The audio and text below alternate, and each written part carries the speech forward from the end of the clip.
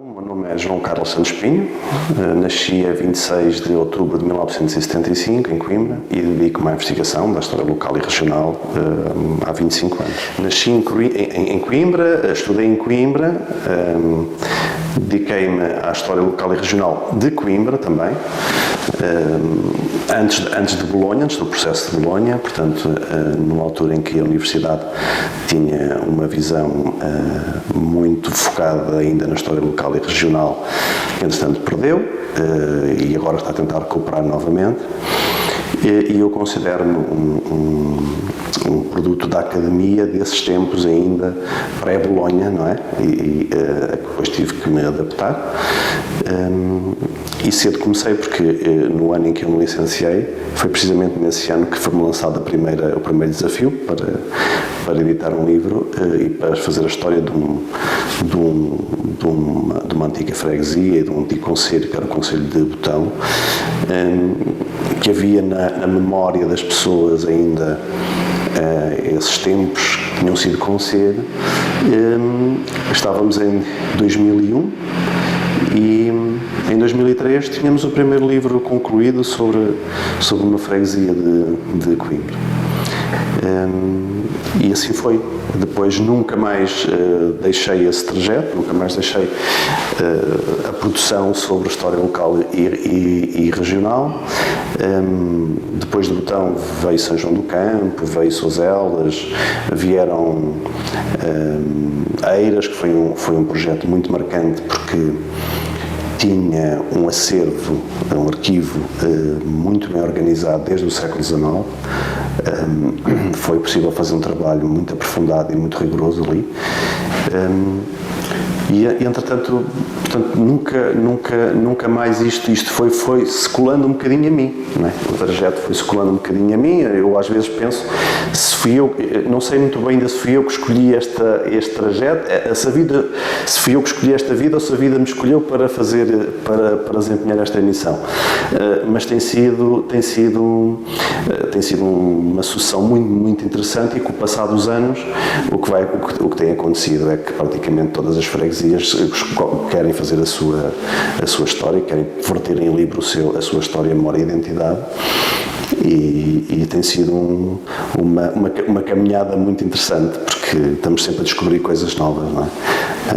As nossas comunidades, felizmente, são riquíssimas do ponto de vista histórico, a vários níveis, seja administrativo, seja do ponto de vista das tradições, seja do ponto de vista do regime senhorial, seja, enfim, de facto, nós somos um país com uma riqueza enorme do ponto de vista da nossa história, e quem trabalha muito os arquivos, que como é o meu caso, sabe dessa mais-valia e sabe que nós temos um potencial muito diferenciador a esse nível face a outros países. Eu costumo dizer, nós não tivemos uma guerra mundial que nos tenha destruído os arquivos. Participámos nesse conflito de forma indireta, nesse conflito no primeiro de forma indireta, mas no segundo de forma indireta, e nós temos a felicidade de ter arquivos de forma contínua, praticamente desde a nacionalidade, e até, em alguns casos, com documentação pré-fundação da nacionalidade, o que confere aqui uma riqueza histórica e um legado histórico único. Como é que chegou a Almalaguês? Bom, Almalaguês, tive um primeiro, o meu percurso começa em 2003, em termos de publicação, embora o projeto remonte a 2001, e quando eu lanço o meu primeiro livro, tive contacto com várias freguesias, e onde, em alguns casos, vim a desenvolver projetos de investigação que culminaram na publicação, noutros casos não, e acabou por ficar uma ligação muito grande com praticamente todos os autarcas de freguesia e também autarcas da própria Câmara Municipal, independentemente do desempenho político. E ao longo destes anos, em alguns casos foi possível desenvolver projetos, noutros não, por razões variadas, por vezes de questões temporais, outras vezes questões mesmo financeiras, e isso foi sempre uma questão que tinha a ver com uma certa necessidade de negociar qual a melhor forma. E na realidade, o meu primeiro contacto com o Almalaguês tem mais ou menos 10 anos. Nessa altura houve uma primeira abordagem do então executivo para fazermos a história da freguesia. Por questões de pormenor não foi possível na altura. O timing também não era possível, no fundo, concluir dentro do prazo estipulado.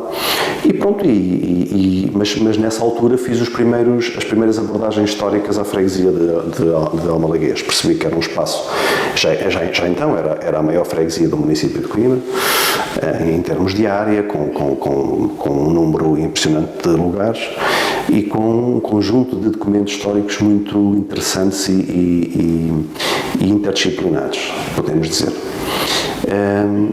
E ficou em suspenso. Um dia num evento encontrei o atual presidente, o Sr. António Coelho, e estamos a falar sobre projetos do ponto de vista cultural, e ele disse-me que tinha uma ideia que estava que era uma ideia já consensual dentro do próprio executivo e do órgão deliberativo também, da própria Assembleia de Freguesia, e que gostaria que fizéssemos a história, que fosse possível fazer investigação e editar uma obra com a parte histórica da freguesia de Almalaguês, na linha daquilo que eu vinha produzindo nos anos anteriores. E foi assim.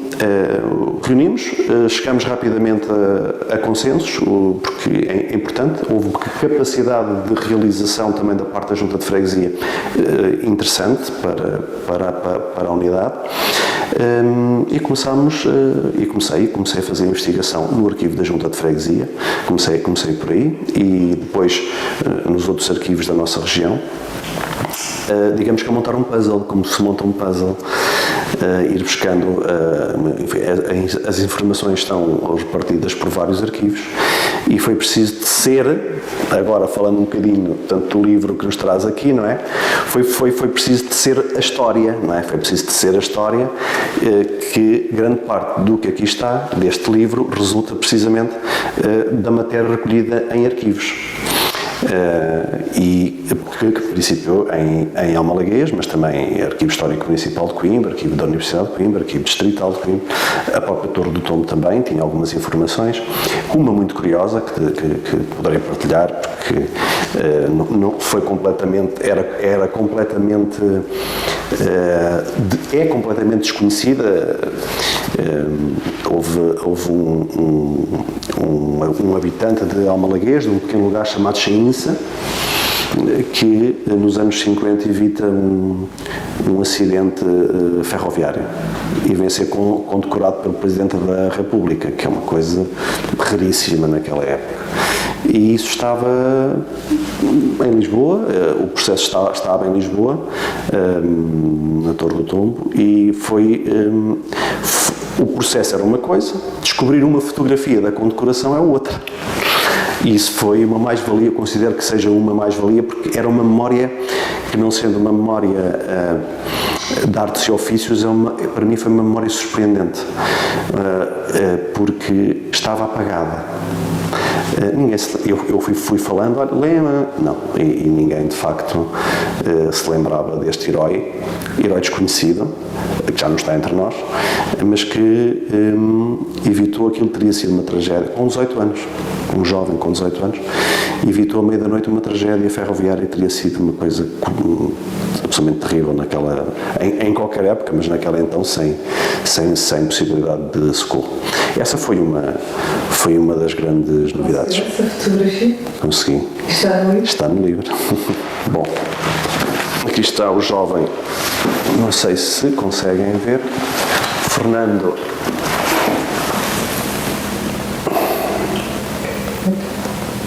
a ser condecorado. Portanto, Fernando Sebastião Alves recebendo em Lisboa a condecoração presidencial pelo ato de heroísmo. Portanto, e o processo diz, o processo está escrito no processo o seguinte: O Sr. General Craveiro Lopes, ao entregar a condecoração, pôs em destaque a simpatia e a admiração que lhe merecia o jovem Fernando Sebastião Alves e o facto da sua decisão haver poupado inúmeras vidas. Portanto, é um processo interessantíssimo. Isto é uma história portanto, que começa em... Portanto, o acidente, o evitar o acidente é na madrugada de 14 de janeiro de 52 e depois dá-se um movimento, sobretudo através da imprensa, envolve o Governador Civil de Coimbra, o Presidente da Câmara Municipal de Coimbra, e depressa chega a Lisboa, aos jornais de Lisboa, que para a época também é surpreendente, a rapidez. E ainda em 52 ele é condecorado. Portanto, foi tudo muito rápido, porque reconheceram de facto esse heroísmo. Achei isso um pequenino lugar da freguesia de Almalaguês, de 2 ou 3 casas, e portanto hoje passa completamente despercebido que ali esteve um herói que ali viveu, cresceu um herói que em 52 evitou aqui uma catástrofe ferroviária. É um pormenor de outros que o livro encerra e que tem várias áreas, não é? Várias particularidades. Enquanto investigador, por exemplo, além da tecelagem, que é uma área que Almalaguês é reconhecidamente valorizado e tem sido valorizado esse legado, a mim surpreendeu-me pelo conhecimento que tenho comparativo de estudo com outras freguesias.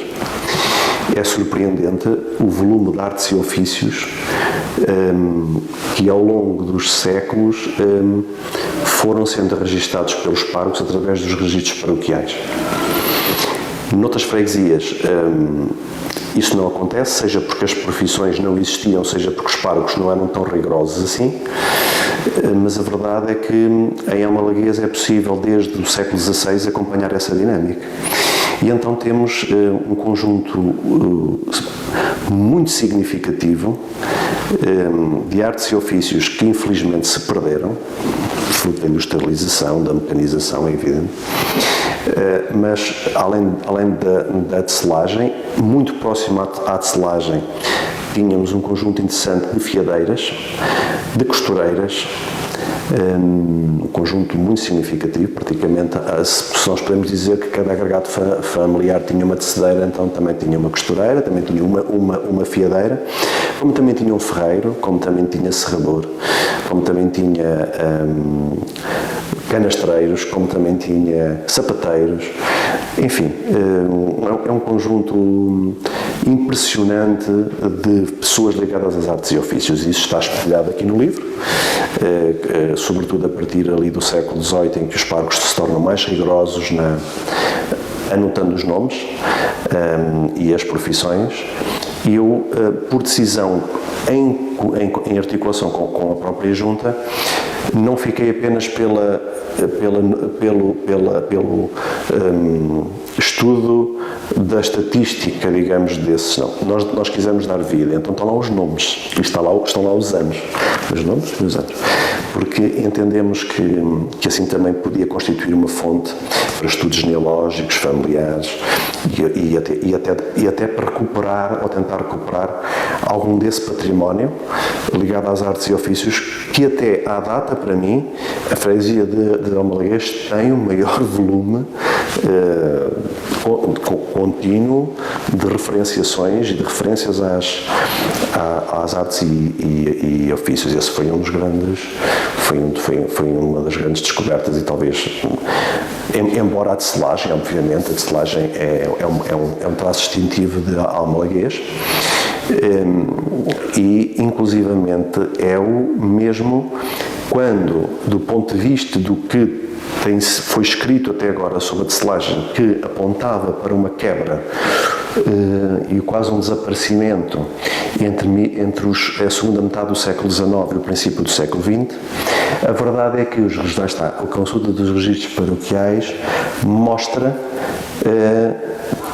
que isso não se verificou, porque entre 1860 e 1911, e temos aqui um apêndice com esse registro no próprio livro, estão registadas 518 tecedeiras. Portanto,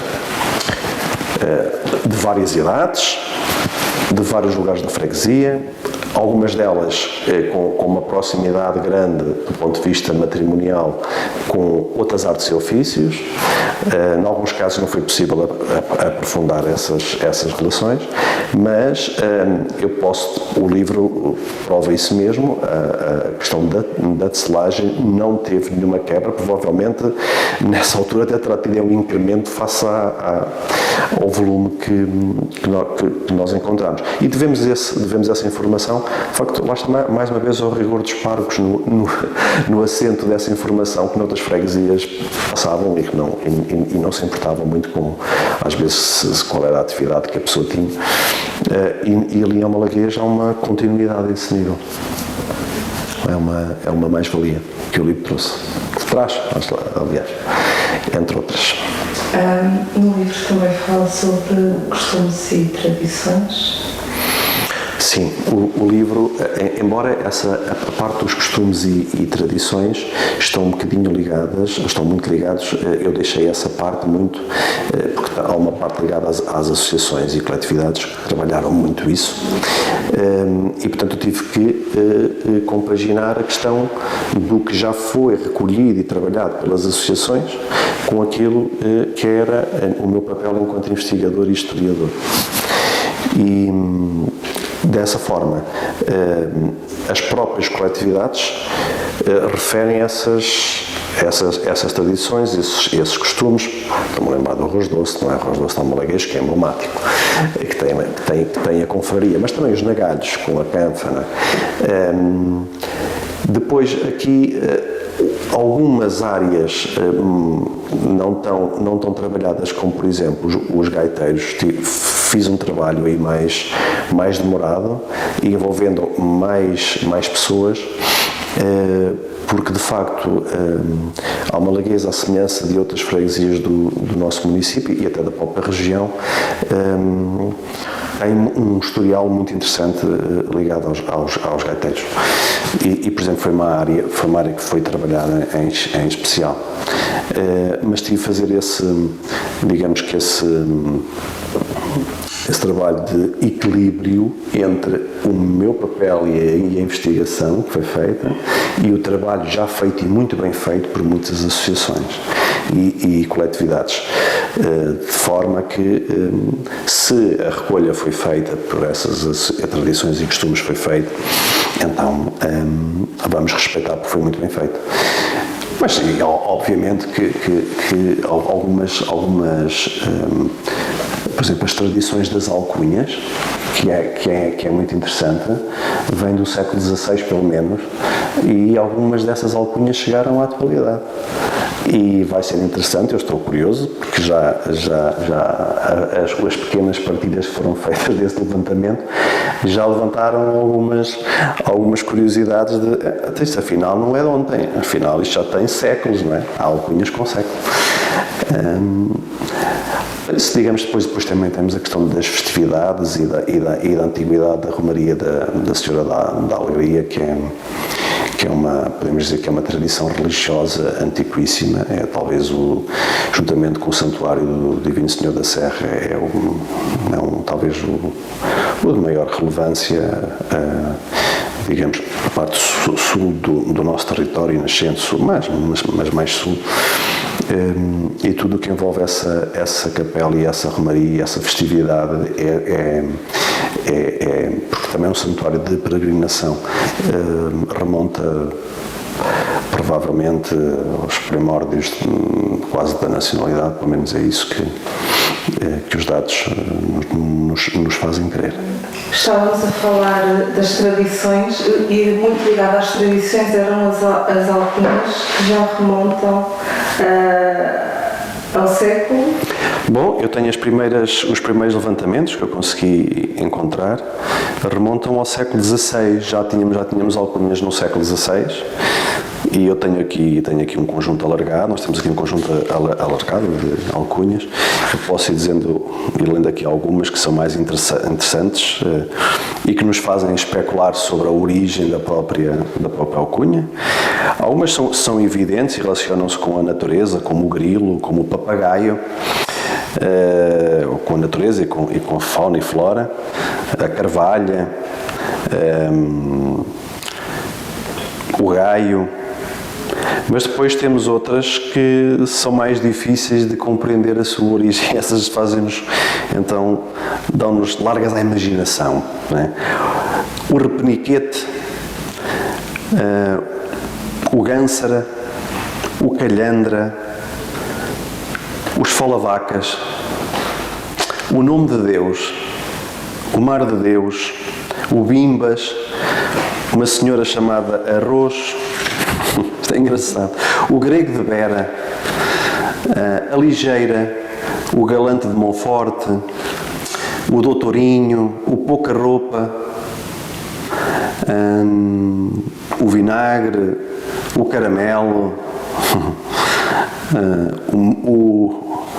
o galhamim, o cabecaleiro, o biscainho de Monforte.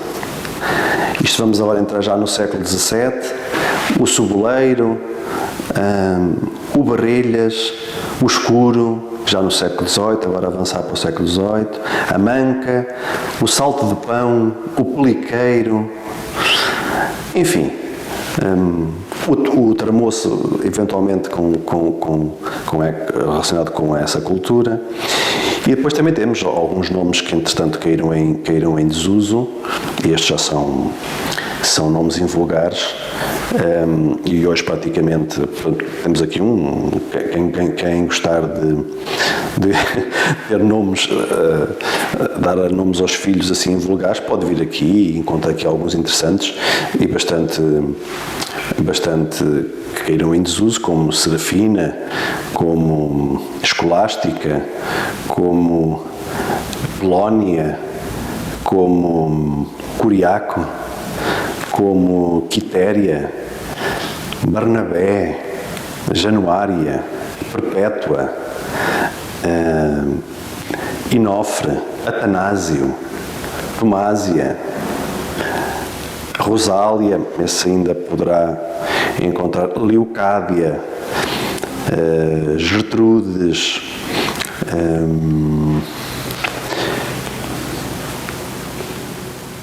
Bassalipa, que é um nome que eu adorei, Bassalipa, 1832, Englantina,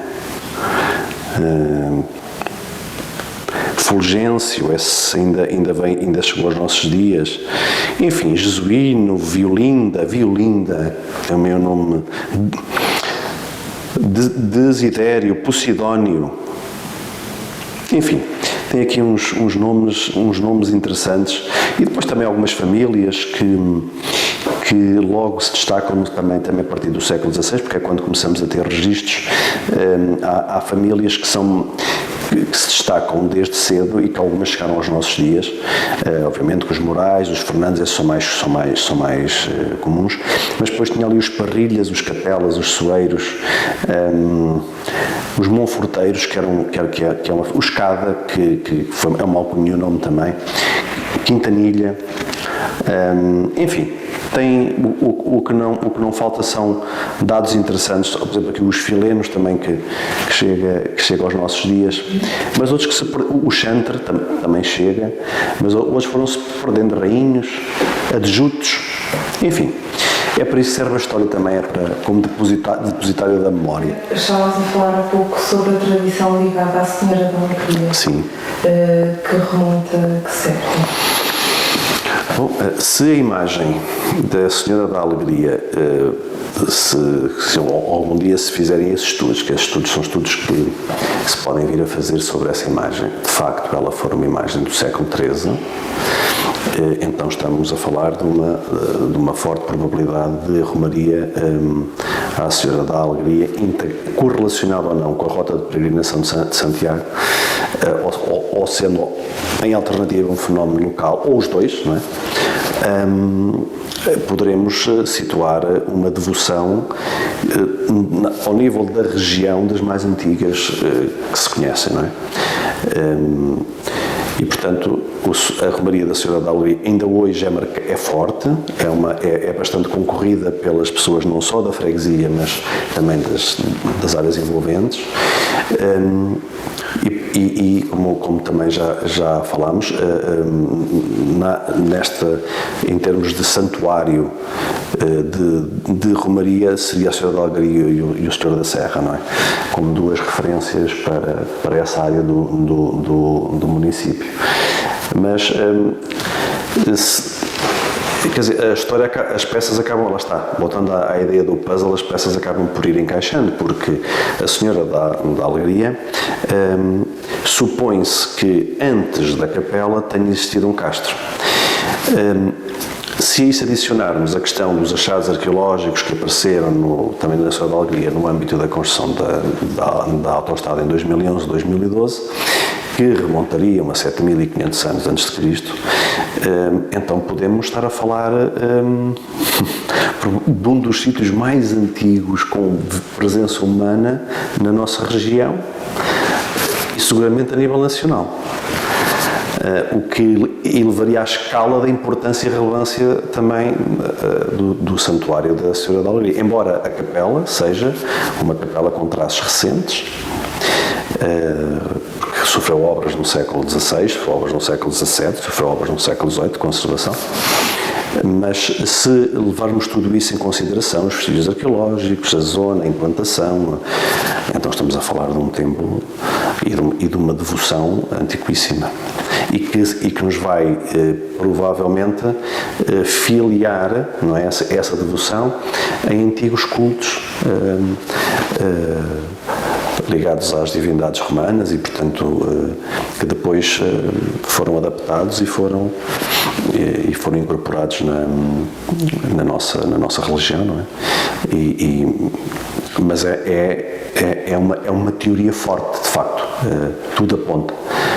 A imagem antiga, o santuário e os achados arqueológicos, o facto de ter havido ali um castro. Virgílio Correia já referia isso em 1940.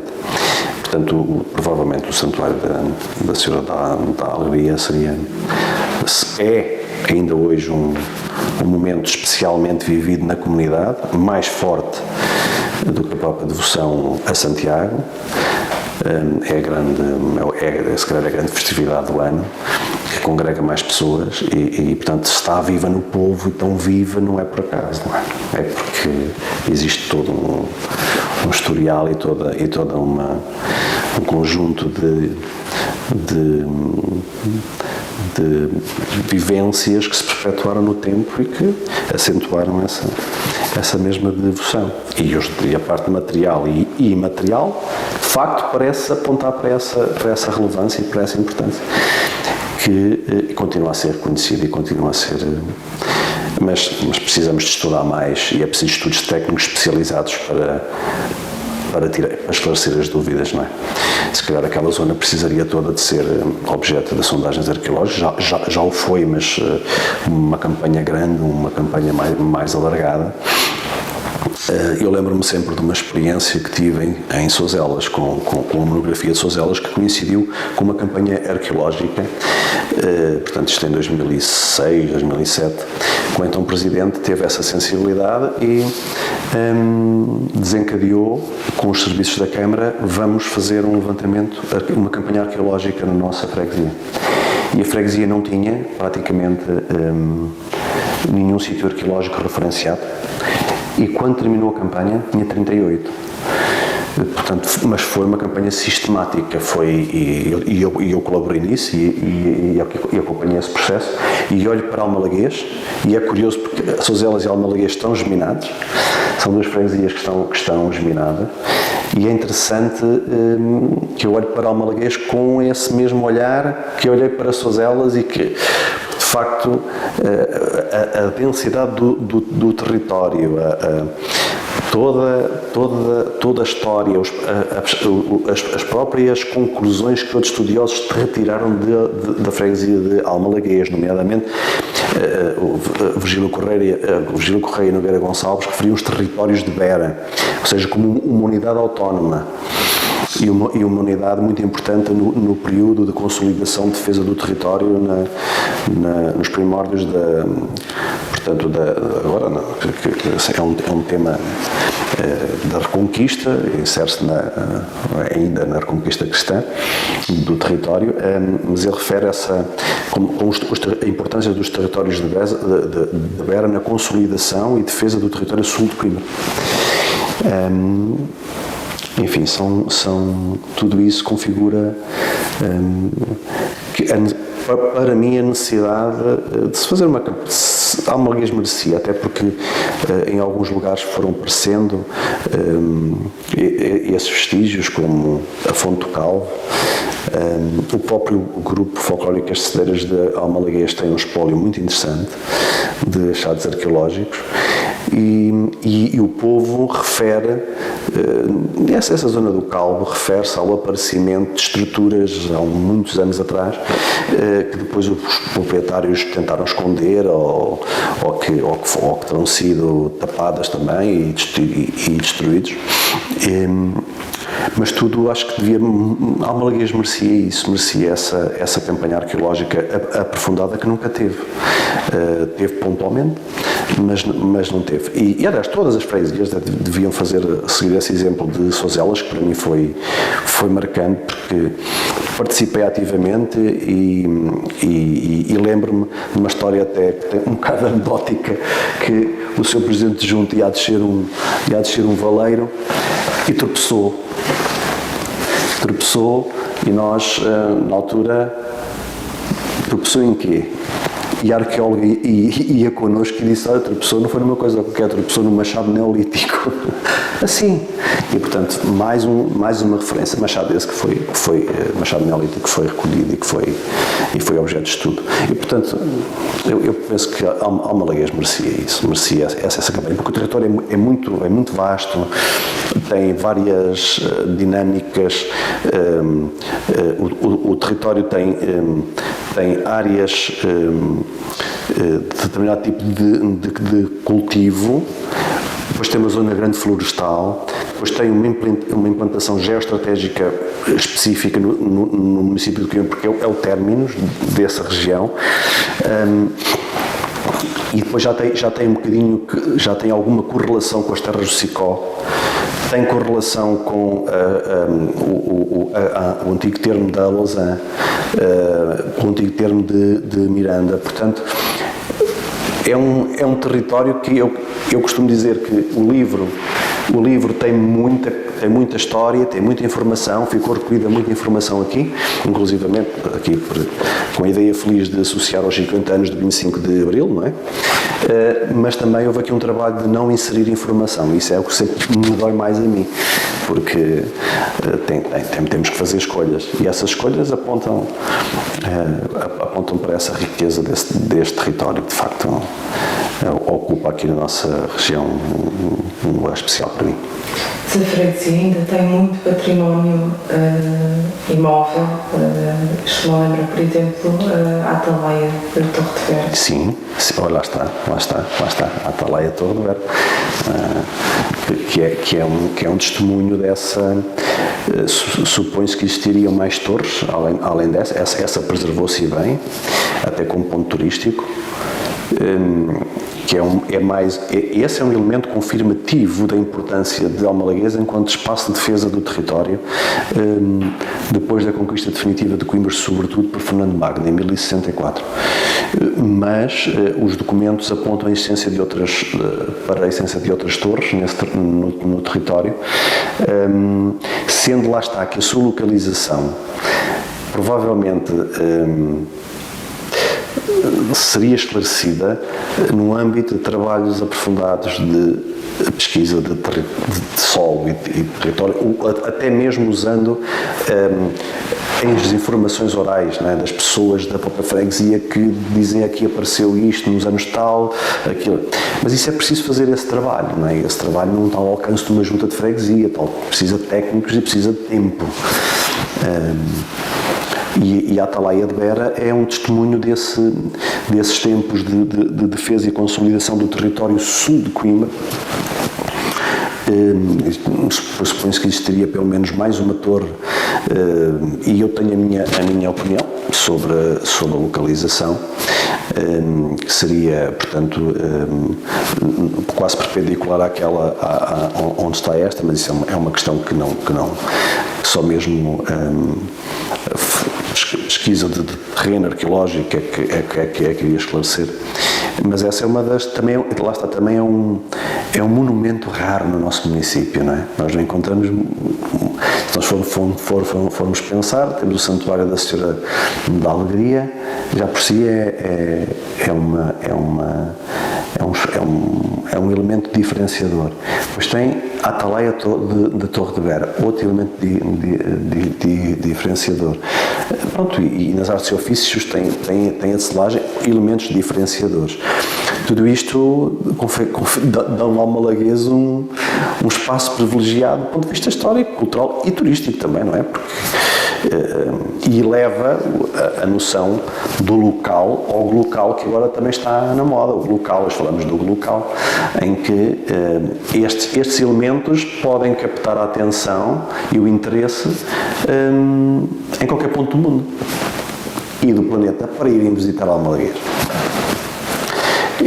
E isso é a riqueza das nossas freguesias, e Almalaguês em particular, felizmente, tem esses elementos diferenciadores.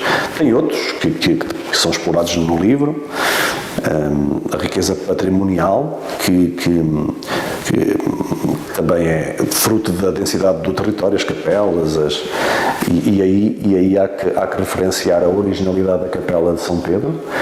A igreja é uma igreja interessantíssima, setecentista, traça setecentista, mas a Capela de São Pedro enquanto filial da antiga igreja de São Pedro, que já não existe e que se situava na Alta de Coimbra, a Capela de São Pedro é uma joia da nossa arquitetura e da nossa arte, que urge ser vista com esses olhos de outro elemento diferenciador que Almalaguês tem.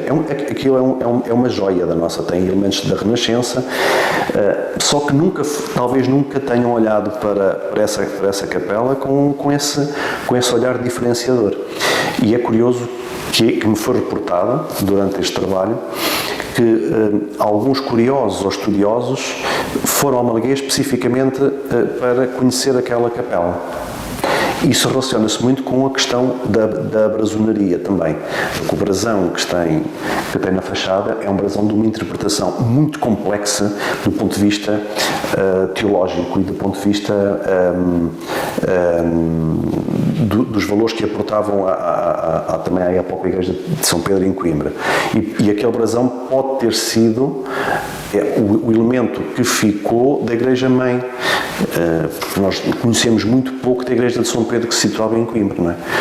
Isto para dizer que, e dar essa explicação, um dos grandes senhorios de Almalaguês foi exatamente a igreja de São Pedro. É por isso que existe a Capela de São Pedro em Almalaguês, porque foi o senhorio eclesiástico, juntamente com outros, mas a igreja de São Pedro, a igreja colegiada de São Pedro, foi o principal, juntamente com o Mosteiro de Santa Cruz, juntamente com a Companhia de Jesus, juntamente com a Sé e com o Cabido, e portanto foram esses senhorios eclesiásticos, portanto estamos a falar do regime senhorial, que durante séculos andaram em,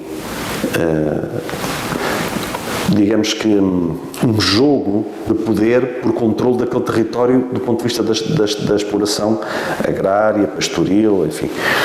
E isso vê-se nos documentos, e foi algo que, por exemplo, nesta investigação me consumiu mais tempo, porque foram mais de 40 tomos de propriedades que eu tive que ver, e todos eles mostram a grande riqueza agrícola de Almalaguês.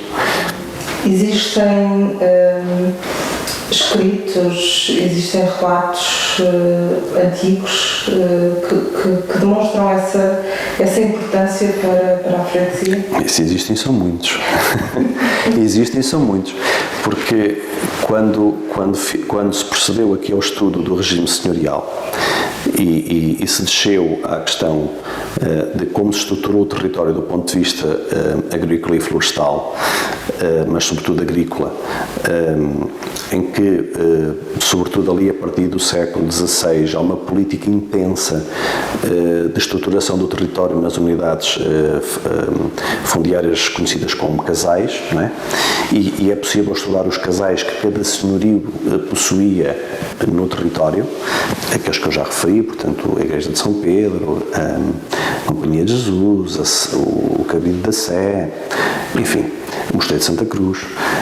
Nós vamos verificar a composição do território por casal e como é que esses casais, essas unidades, no fundo, de exploração do território, que tinham cabeça responsável, nós conseguimos ver como é que, qual era a constituição desses casais, do ponto de vista do coberto vegetal e das culturas que eram praticadas.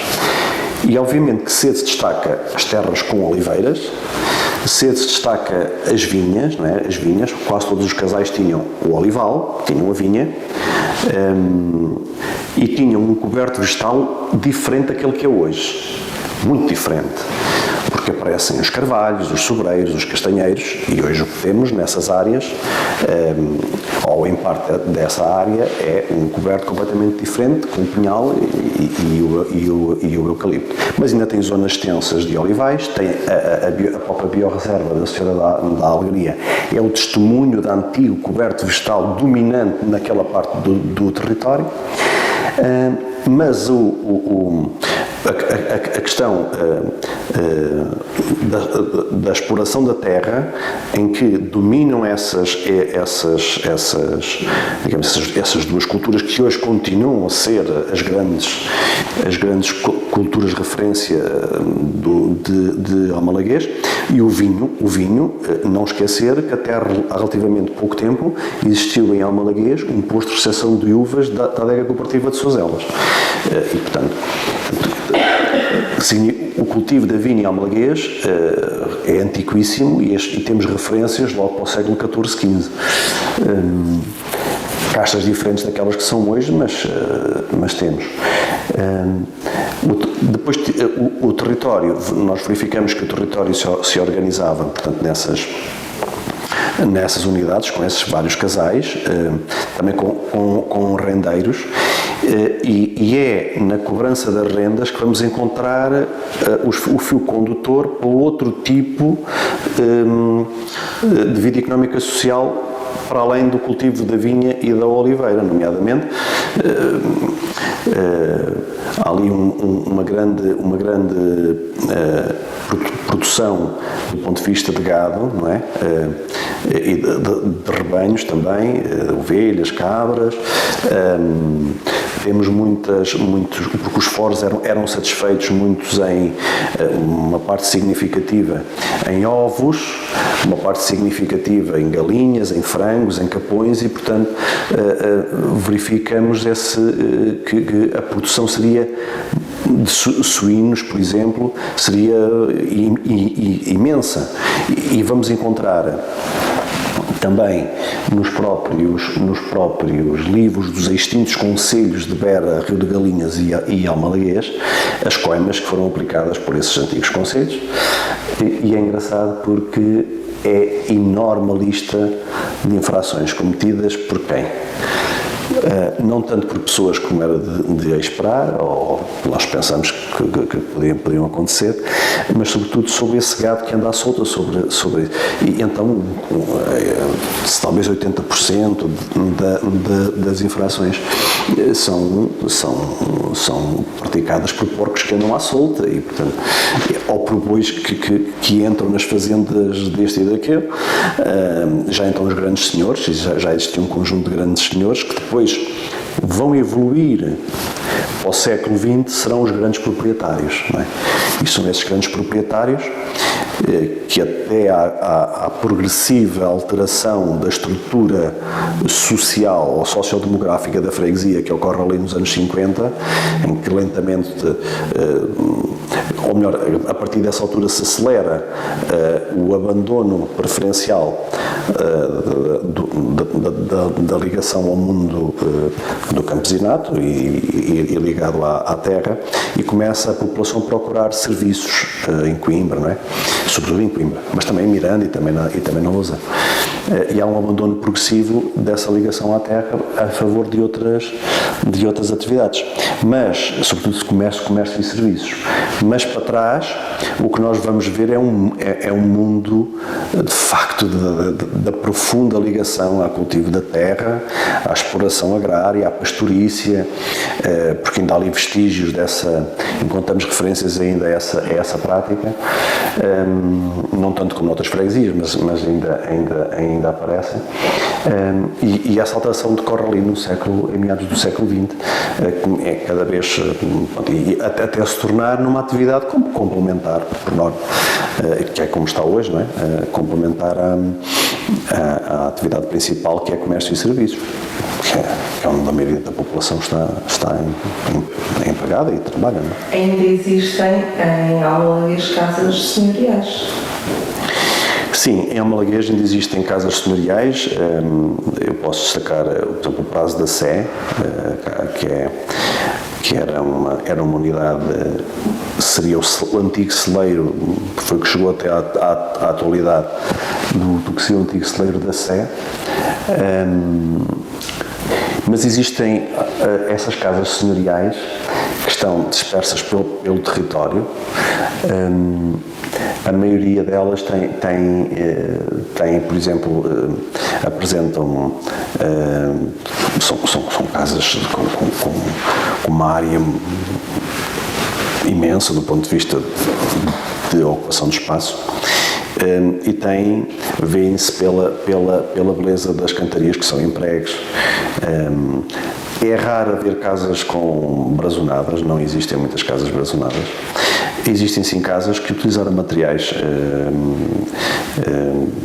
nobres na altura, como as janelas de avental, portanto, que é uma característica que existe em todo o município, mas Almalaguês também tem a sua concentração.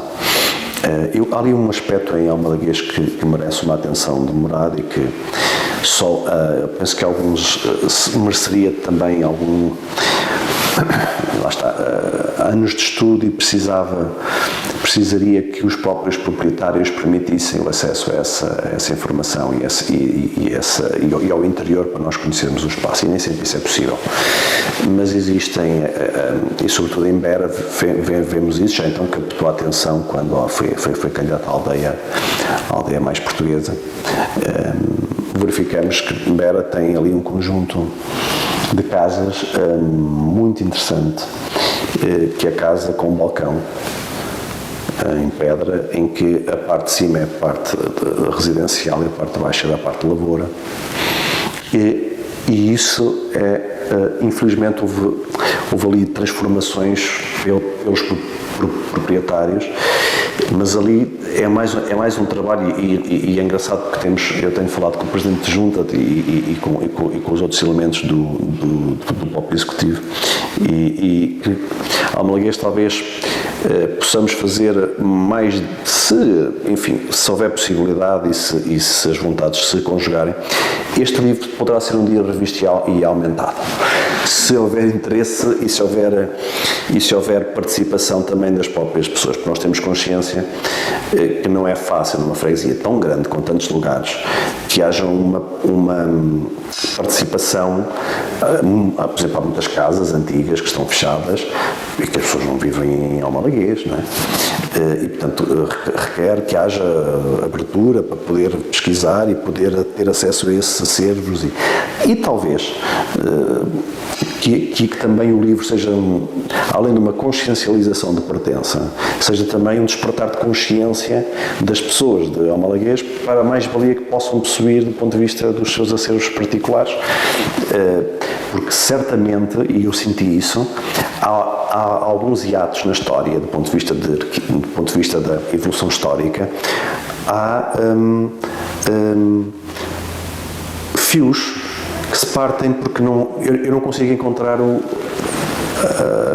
digamos que o fiozinho onde devo continuar. Na maioria dos casos consegui, mas sinto que, por exemplo, desse ponto de vista, as personalidades, Almalaguês, lá está, as personalidades é sempre um capítulo,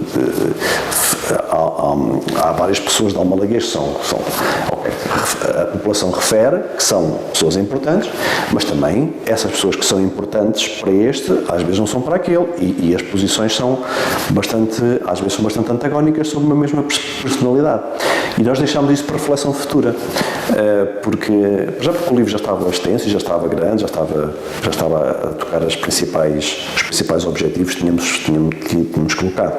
Mas existem áreas, eu não digo que estão cinzentas, mas áreas que ficam em aberto para podermos aprofundar. E o estudo dessas casas senhoriais, ou da casa típica de determinada zona, e lá vamos nós outra vez àquela definição dos territórios de Beira, que de facto tem ali um conjunto de história, geografia, geologia, tem ali uma certa particularidade de ser aprofundado esse trabalho.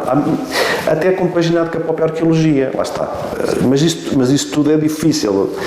Portanto, nós refletimos muito, quando digo nós, eu, a Junta de Freguesia, as pessoas estiverem envolvidas, e é importante dizer uma coisa, foi dentro a grande participação das associações e coletividades, em que demonstraram logo interesse em participar e aderiram, também de várias pessoas que eram referência do ponto de vista do conhecimento da freguesia. Mas temos a consciência que, independentemente de todas estas colaborações e participações, há aqui existem áreas que ficam para um segundo momento de abordagem, até mesmo a própria freguesia de Almalaguês, o próprio arquivo da freguesia, fomos nós que o começámos a organizar para este fim.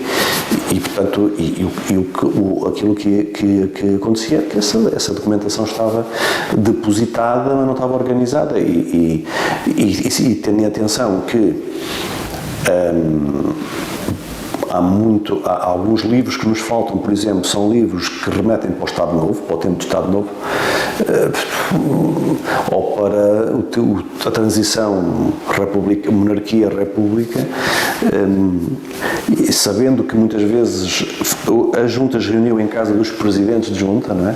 E não em espaços físicos, que era a casa das sessões ou a sede da junta. Eu não sei se não estão coisas, e nós temos essa consciência e temos essa intuição, que talvez o livro possa despertar a consciência das próprias pessoas para, olha, isto se calhar é importante que eu tenha em casa. Se calhar pode ser útil. Quem sabe? E nós temos tido tivemos desde o momento em que começámos este percurso, percebemos que se calhar existe mais, vão aparecer mais informações, vamos ter mais dados que carecem de ser estudados e contribuir para a valorização da própria obra, não é? Num segundo momento. Acha que falta alguma consciência da parte da população para a riqueza histórica que se calhar eles próprios têm em casa e não partilham com os restantes e com o mundo? Eu penso que, na minha opinião, isso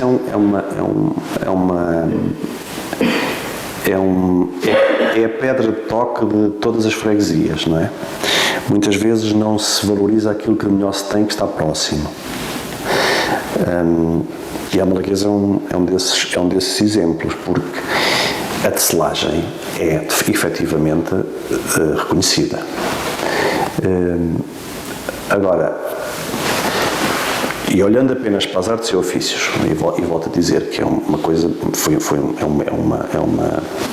é uma área absolutamente inesperada para mim, do ponto de vista do volume e da diversidade. Provavelmente as pessoas têm em suas casas, nos seus espaços, e algumas associações têm esses elementos, o CIR, de Vera, as tecedeiras têm esse material recolhido, mas ligada ao artesanato. Da mesma maneira que a tecelagem tem os instrumentos, as ferramentas que foram e os utensílios que foram recuperados, sinalizados e estão salvaguardados. Provavelmente, ao nível do artesanato, se for feito um trabalho de sensibilização dos utensílios dos ferreiros, dos serradores, dos sapateiros, porque foram muitos, não é? Tudo isso, se calhar as pessoas não têm bem consciência ou do que têm, ou da importância daquilo que têm, por lá. Outros acham que não é relevante, não é? Não têm essa consciência, não é relevante. Outros têm, mas se calhar não é uma prioridade, é uma memória de um tempo que passou, de um ano passado que já se perdeu até a sua história. E se calhar eu acredito que o livro pode fazer despertar essa consciência de pertença e esse elevar da própria autoestima sobre aquilo que existe no território e sobre a sua história, sobre as dinâmicas históricas mais ou menos complexas que cada freguesia passou. E eu fico sempre expectante, porque eu ainda sou do tempo, eu lembro-me em que eu ainda me lembro na minha freguesia, na freguesia, que era dos meus antepassados, do meu avô, ainda era, quando eu era jovenzinho, ainda era vulgar o carro de bois e isso desapareceu, não é? Desapareceu quase por completo. E há pessoas que têm materiais desses em casa e que não ligam, outros até já se perderam. Pode ser que acredito porque tenho a experiência que depois do lançamento do livro e da monografia da freguesia, há em certas pessoas um despertar da consciência. E é uma consciência, ao mesmo tempo que há uma consciencialização de pertença. E posso dar muitos exemplos sobre isso. Há pouco falámos também da riqueza patrimonial, como as alminhas, não só as capelas, as igrejas, mas também as alminhas, que têm vindo a ser perdida. As alminhas e as fontes, aliás, deixe-me que lhe diga, as alminhas e as fontes foi um trabalho suplementar de identificação no território, de procura e de busca e de sinalização, porque algumas fontes, desde cedo, encontramos referências, século XVI, XVII, começamos a encontrar referências, a fonte do Faió, por exemplo, que são fontes emblemáticas, a fonte do Calvo também, e essa informação relativamente a essas fontes e a sua localização e irmos ver cada um desses lugares. Por exemplo, pode perfeitamente, a Almalaguês tem todas as condições para criar uma rota sobre as fontes, percurso pedestre sobre as fontes, recuperando-as, porque algumas têm, por exemplo, a Fonte dos Amores tem uma grande, ainda hoje, entre Anaguês e Almalaguês, a Fonte dos Amores já foi requalificada e foi recuperada e, portanto, aí foi feito um excelente trabalho. Esse excelente trabalho pode ser replicado nas outras fontes também. E então criar-se em Almalaguês uma área, um trajeto com as fontes lindíssimo, porque é por caminhos naturais e rurais. Os antigos caminhos vicinais. As alminhas também foi interessante, porque tivemos que ir. Às vezes as próprias pessoas não se lembravam que havia uma alminha em tal sítio. Depois lá está, é o tal puzzle que nós falámos no início. É preciso ir a esses lugares, buscar, fotografar, identificar, perceber. As alminhas existem duas que estão em Almalaguês, são consideradas as mais antigas da freguesia. Talvez não sejam, mas pronto, porque isso é sempre muito subjetivo, mas é a alminha de Fonte do Cálvia da Senhora dos e as alminhas do Purgatório, no centro de Almalaguês. Esta alminha do Senhor, as alminhas do Purgatório, no centro de Almalaguês, são também raras no município de Coimbra. São raras, porque este tipo é muito raro. O mais vulgar em Almalaguês é de azulejo e, portanto, utilizando ou reaproveitando materiais antigos ligados portanto, à recuperação de capelas, da própria igreja, em que foram incorporados com um simples azulejo, nomeado quase sempre da crucificação, mas também há aí um trabalho a fazer de salvaguarda, de recuperação de algumas, nem todas estão em mau estado de conservação, é verdade, existem algumas em bom estado de conservação, outras nem tanto, e carecem dessa urgência em ser recuperadas e valorizadas. Às vezes são coisas simples de fazer. Eu acredito que com esta sensibilização toda, lá está, eu volto a dizer, estas duas palavras para mim são muito importantes, consciencialização de pertença e depois o despertar da consciência para as coisas. Porque às vezes nós temos, e Almalaguês tem uma riqueza enorme, né? Mas as alminhas, provavelmente nós não identificamos as alminhas todas, porque algumas localizavam-se nas encruzilhadas dos caminhos. Alguns desses caminhos outrora eram frequentados, hoje nem tanto, são áreas florestais contínuas só percorrendo e fazendo uma campanha de sinalização, seja ela arqueológica ou outra, de todos esses lugares, não é? E a freguesia é enorme,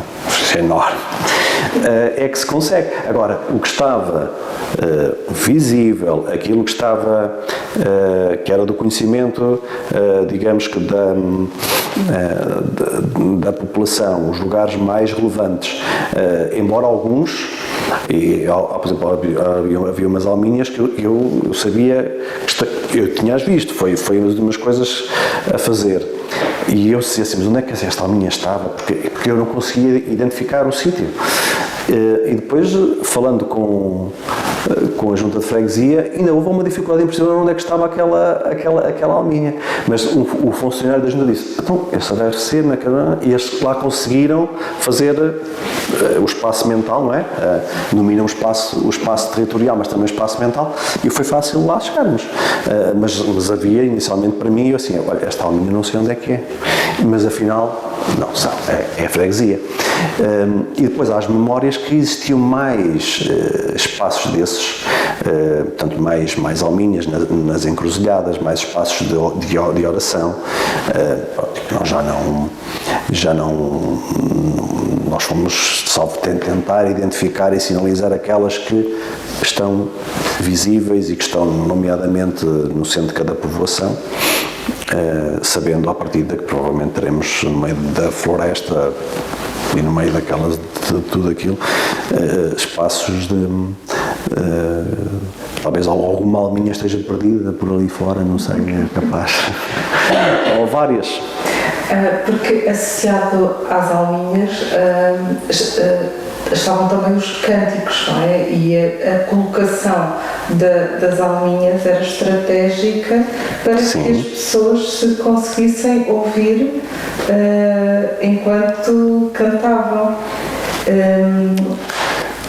Conseguiram fazer a recolha de alguns desses cantares? Olha, esse é um campo, esse foi um campo em que deixei em aberto, porque é uma área de intervenção de algumas coletividades. Estão sinalizados alguns, nós temos alguns cânticos, algumas práticas, mas digamos que está mais na esfera das coletividades, e há que respeitar o trabalho que foi feito. Sabemos que havia, a nível também como era a prática a nível nacional, as alminhas, portanto, eram um espaço religioso, era um espaço de devoção, mas também místico, uma certa misticidade, um certo olhar que às vezes extravasa a própria religiosidade, sendo certo que até há bem pouco tempo e continua a ser para algumas pessoas mais devotas, havia o hábito de pedir a bênção e fazer uma oração Pai Nosso e uma Ave Maria e pedir a bênção para os campos também. E, portanto, a questão é que essas práticas têm caído em desuso, não é? E por isso é que também as coisas, excepto dentro de uma determinada franja da própria população. Mas é um trabalho, a parte mais etnológica, mais etnográfica, ligada aos cânticos, é também uma área que não foi prioritária para nós, porque ela tem sido muito trabalhada pelas associações e pelas coletividades. E ali foi feito um trabalho, tem sido feito um trabalho em Almalaguês a esse nível, como também noutras freguesias como Arzil ou como Souselas, por exemplo, de inventariação e de recolha. Se me perguntar a mim que se é preciso fazer mais, é sim senhor. É preciso também é preciso dispor de tempo e dispor de recursos para isso.